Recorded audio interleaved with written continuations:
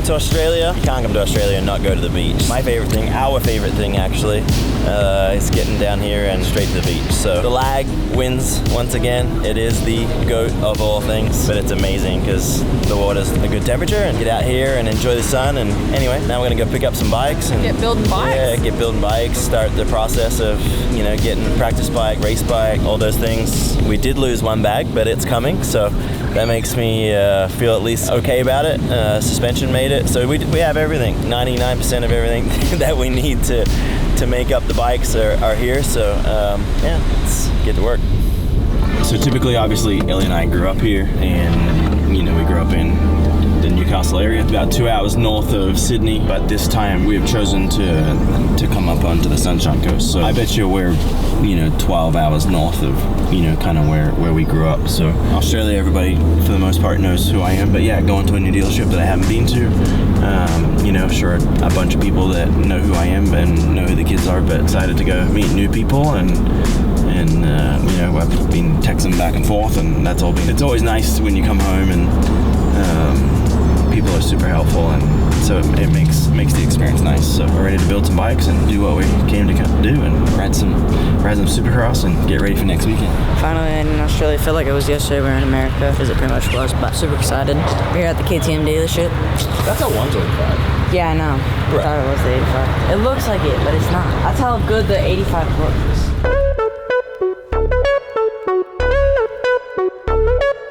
Alright, so we're at Moto 1 on the Sunshine Coast. There's got 385s. Tate's 2 supercross bikes that he's gonna race, and then obviously Kaya got a bike, and so she's gonna rip around and get to ride motocross a lot. Maybe jump in and ride supercross a little bit when she's here. And so yeah, pick up these bikes, load them up, and then fun begins. And then take off my dad hat and put on my mechanic hat and build some bikes.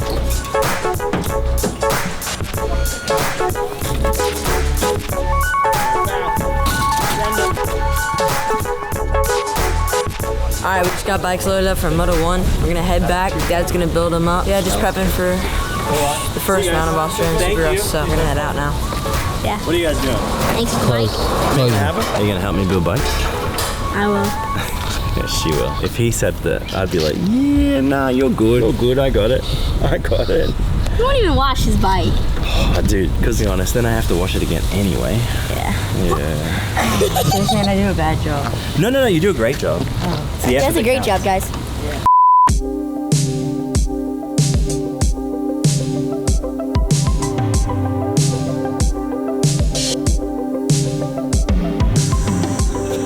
Oh, we're going off. On the wheel! I'm trying. Damn! Ow! I just pulled a big old hamstring. You pulled a hamstring? You have a hamstring? Is there a hamstring in there? It's there.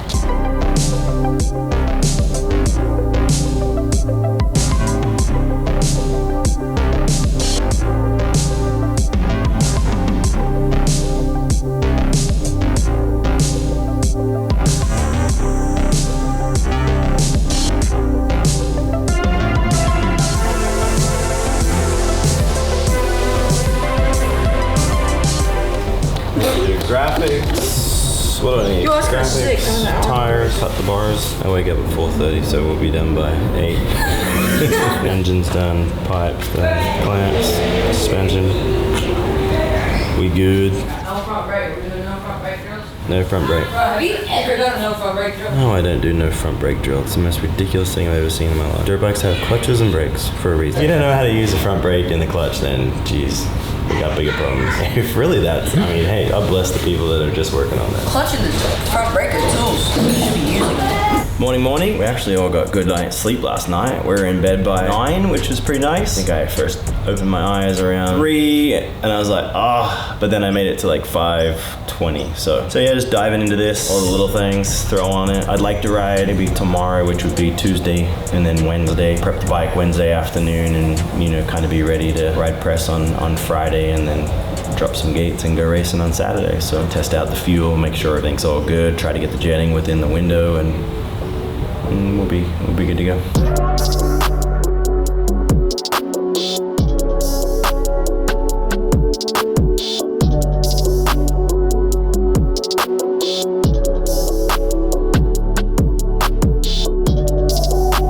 Oh my God, how spoiled is everybody now? Everybody, I can't even say just my own kid, but we used to have to go and buy like a big old sheet of black contact, you know, and then you'd have to cut it out, and then you'd have to then digital 22s that were cut out, and you would actually then have to stick them over the black contact. So now it's cheating. Pretty cool. What was your number when you were yellow? When I was yellow, I bounced between 59 and number 2, and the reason why I was number 2 at the time was back in my day, New South Wales was the state that I was from, and you had to have a 2 in front of your number. Queensland back then was 4, I think Victoria was 3, and so then anyway, I was kind of get to a point where you were good or winning enough that you could, you know, claim a single-digit number, and so then I would run 2, and going back to what I just said about your graphic design and how hard it was back then and the money that it cost that we didn't have, you know, in my family, to kind of run it prior to and then you'd run it for months after, just because we couldn't change it. Yeah, times have changed.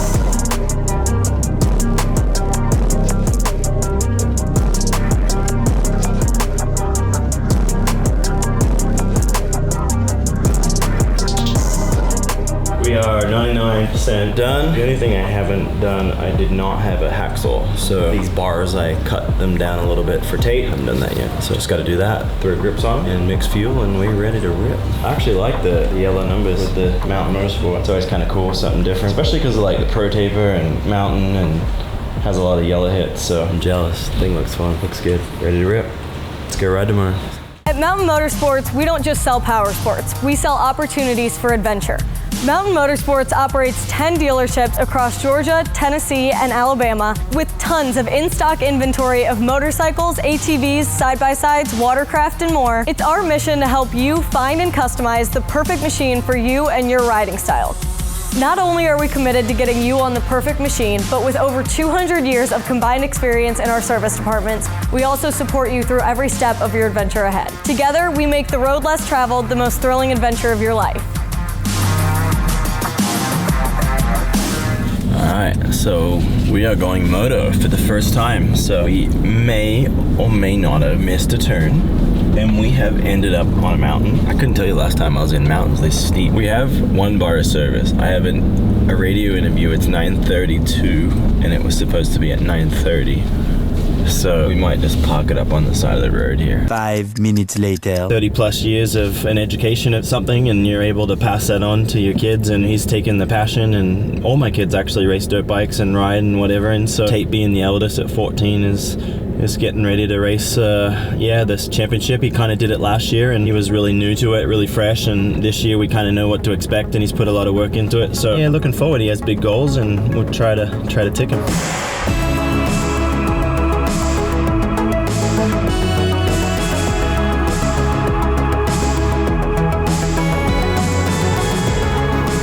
So, I wanted to show you guys the gear I went with today. Alpine Star sent me over some new gear for Australia, so it's a bit of a red and then a bit of a neon color. Looks pretty good, and then I went with my red helmet. The off-axis team, mainly Ryan did it, so thanks to him, it looks so sick. And I have another blue one, but I went with the more like the orange, because it kind of matches like the red a little bit more.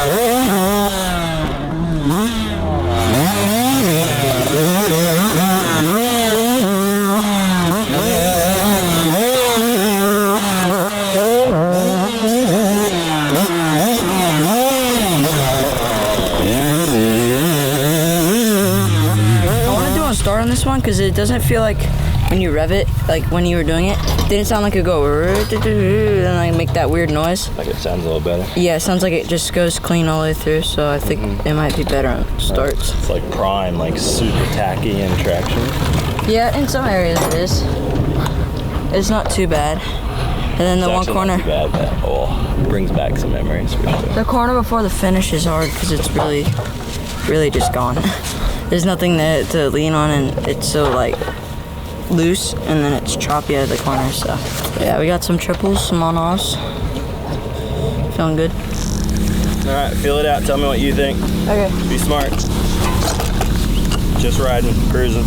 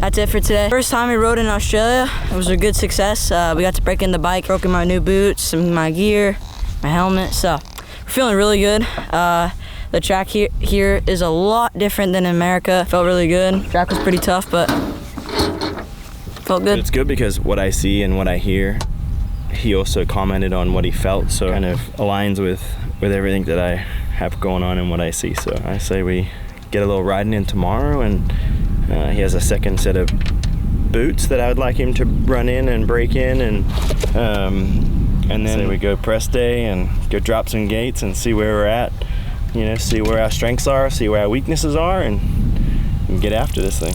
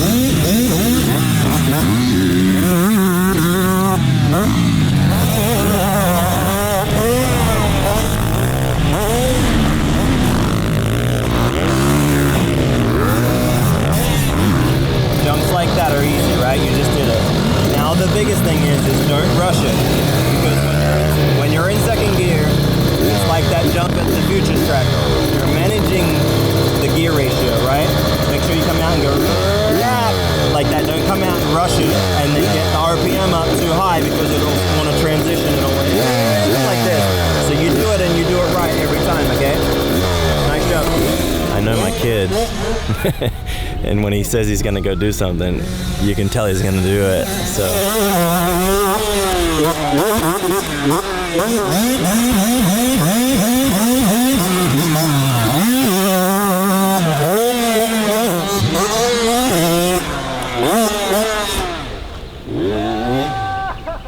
sometimes you always need to get brought back to life. It was on a good run. You could tell, I could already tell that he was gonna go for it. My thing is it was hard, but I let him do it. But then after he did it, I want to check him on what I want and what I want him to do, because it's like you can quite easily, sometimes doing it is one thing, consistently doing it is sometimes another. Understanding what to look out for maybe is what is my weakness and my strength, because yeah, like I mean, it's my son. I want to protect him and make sure he's all good, but then I also have to allow him to do his thing. So anyway, makes me proud.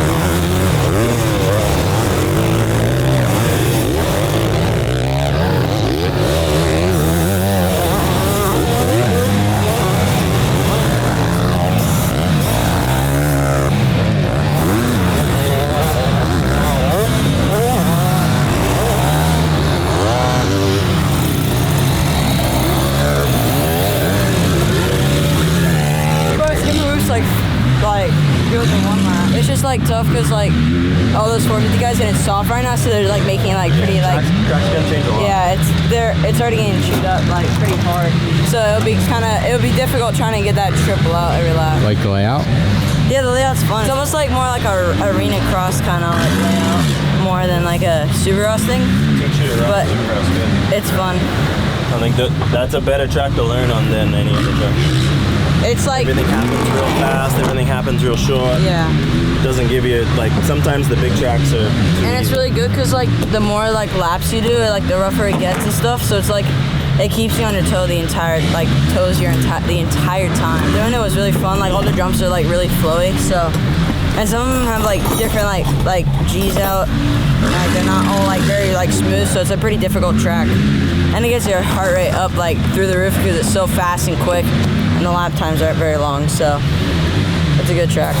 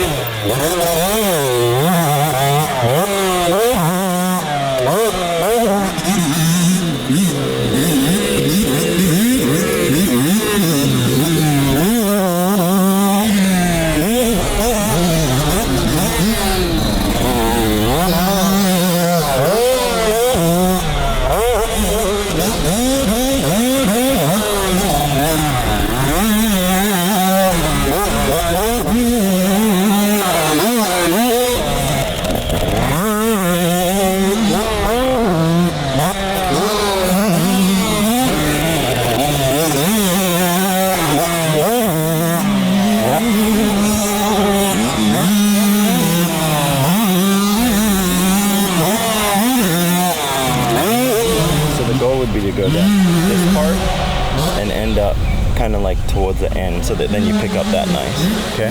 Come out of that turn in second. Yeah. And scrub that jump standing up. Don't sit down. You're wasting too much time sitting down. Stand up and then do it and like do it standing. And then work on those turns. Nice and smooth. Okay. Alright, be smart, please.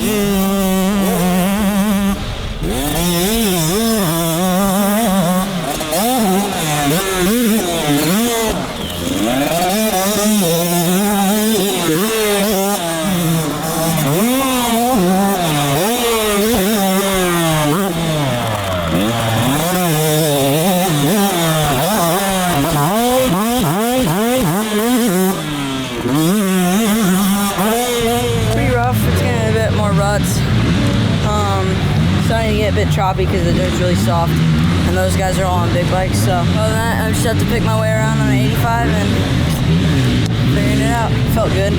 Bike's feeling good. Getting close to the first round, so we're feeling really good. Oh yeah, what do you gotta say?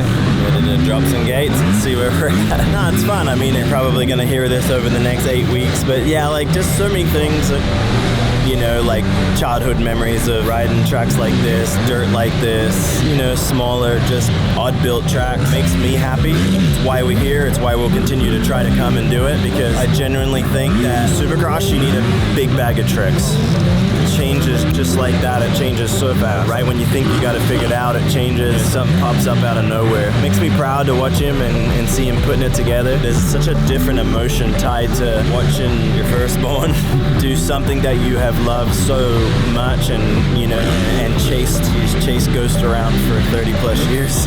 It's a pretty surreal, cool moment. Seeing him go for the triple, the on-off, triple out the turn. We need this mindset. I like to say it's Tate's core, who he is as a person and as a human, and I like to see that connected with a dirt bike, because we haven't seen that yet. So, proud dad moment today. Thank you. That's why I keep telling you, no more. Like, it's not about going faster now, it's just do that over and over and over. Got me blushing. Kidding. Why are you blushing? He just said that I've been going faster than I've ever gone before. That's probably why my heart rate's so high. You made him blush. Moto gave compliments all the time. Clearly not.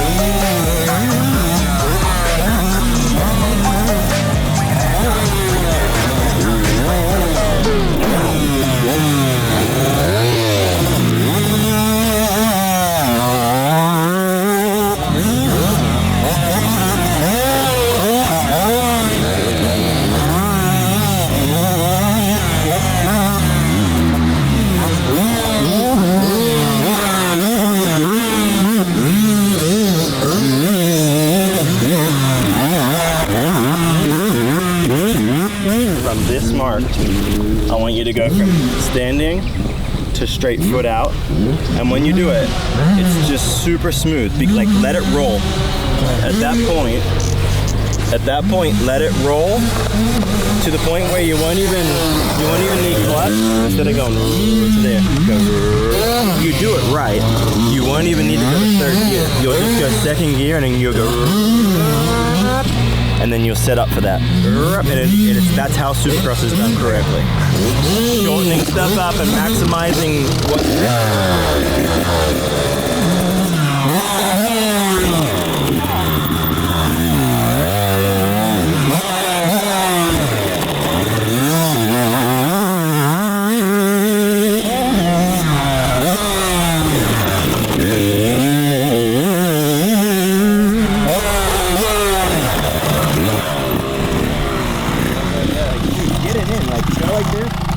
Get your eyes, and then as soon as you get your eyes up there, the bike will come and it'll go right there.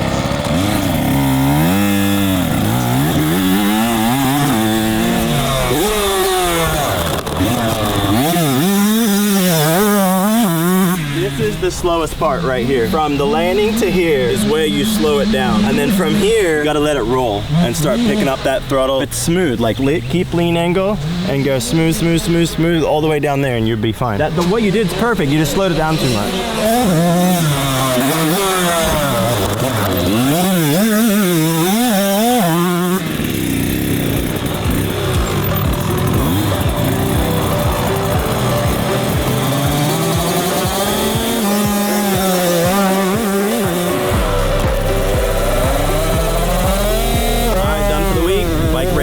Didn't have any issues, kind of messed around on jetting a little bit, just really understanding. Go one way with jetting, go one way with a needle. Yeah, just allowing him feel it, me to hear it, and us to just, get the best understanding. But if I'm honest, today makes me excited. He showed up with a little attitude and kind of, did a triple seat bounce out of a turn, which is what we call in supercross, like a 3-footer, goes 3.53, and he did that. Obviously, it's not to full American spec, it was a little shorter, but wow, just fun to watch. Skill set's there. Now we just gotta bring that mindset. It is at this level, and when you start, the difference between winning and losing is still between the ears, unfortunately. Because it's the hardest thing to work on. Coming from somebody that worked at it for many years. years. But I must say today was a really fun day for me to experience, watch him do his thing, you know, bring some aggression, you know, starting to cut down on turns, you know, moving around in the whoops. Solid fun day. I was really proud of him. So let's go race the first round this weekend, and actually it's a doubleheader, so we get round 1 and 2, which I think for Tate being new and us trying to learn, I think it's really important that we get a solid first, you know, round, first night, go home, get a good night's sleep, and then you get that opportunity to come back out the next day and kind of right the, you know, rights and, you know, fix the wrongs, all the things. So I'm ready. I'm ready to watch and cheer him on.